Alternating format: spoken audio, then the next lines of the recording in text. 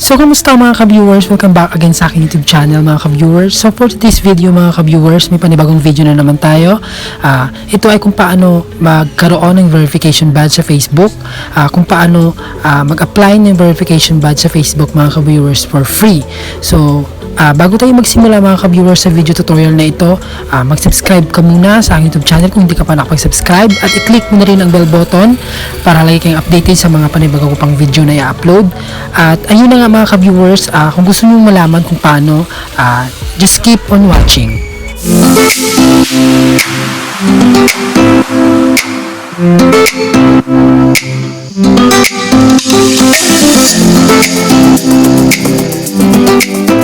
So, pumunta lang tayo sa ating mga Facebook, mga ka-viewers. Pagkatapos, i-click lang natin yung profile natin. So, pagkatapos mga ka-viewers, i-scroll up lang natin mga ka-viewers and then, i-click natin yung help and support. So, pagkatapos, click creator support, mga ka-viewers. So, pagkatapos mga ka-viewers, click account management. So, i-click lang natin yung account management. Pagkatapos, click blue verification badge. So, i-click lang natin and then click about verification badges mga ka-viewers. So, i-click lang natin. Pagkatapos, about verified pages and profiles. May redirect tayo dito. And then, sa ilalim, click natin ang how pages or profiles are verified. So, pagkatapos mga ka-viewers, mapupunta tayo sa request a verified badge on Facebook. So, verify your profile or page. Kayo na bahala magbasa mga ka-viewers. And then, yung pinaka-importante dito is yung requirements to apply a verified badge mga ka-viewers. Number 1 mga ka-viewers is authentic. Represent a real person, registered business or entity. Next, unique. Be the only presence of this person or business. Only one page or profile per person or business may be verified, with exception for language specific pages and profiles. We don't verify general interest pages and profiles, example, Papi Mimis. Next, complete. Have an about section, page or profile, photo and recent activity including at least one post. And last, notable. Represent a well-known, often searched person, brand or entity.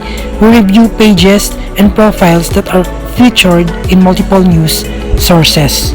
And we don't consider paid or promotional content as sources for review mga ka-viewers.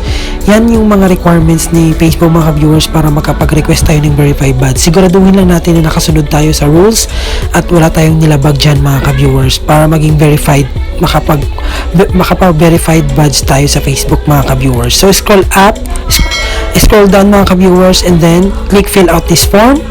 Pagkatapos mga ka-viewers, verify your page or profile. So, i-click natin yung page natin kasi yung i-verify natin yung page. Then, select your page.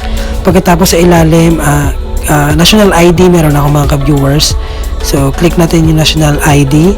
And then, choose files. Punta tayo sa ating gallery mga ka-viewers. Click lang natin yung ating pinicturean na ID mga ka-viewers.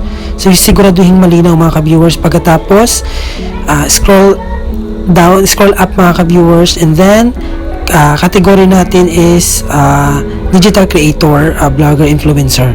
So pagkatapos country, click natin yung Philippines and then sa ilalim mga ka-viewers optional, hindi ko na nilagyan. And then mga ka-viewers, send natin is i-click lang natin yung send. So depende sa inyo mga ka-viewers kung maglalagay kayo ng add up to 5 articles, social media accounts and other links that show your page or profile is in the public interest. So, depende sa inyo mga ka-viewers kung lagyan nyo. So, hintayin lang natin mga ka-viewers. So, ayan na mga ka-viewers, nakapag-send na tayo. And then, mag-wait lang tayo ng email or notification sa Facebook mga ka-viewers kung tayo ba ay na-approve sa verification badge or wala. If hindi tayo na-approve mga ka-viewers, meron namang option sa Meta mga ka-viewers. Pumunta lang tayo sa ating profile mga ka-viewers and then pagkatapos mga ka-viewers sa ilalim, i-click lang natin yung settings and privacy.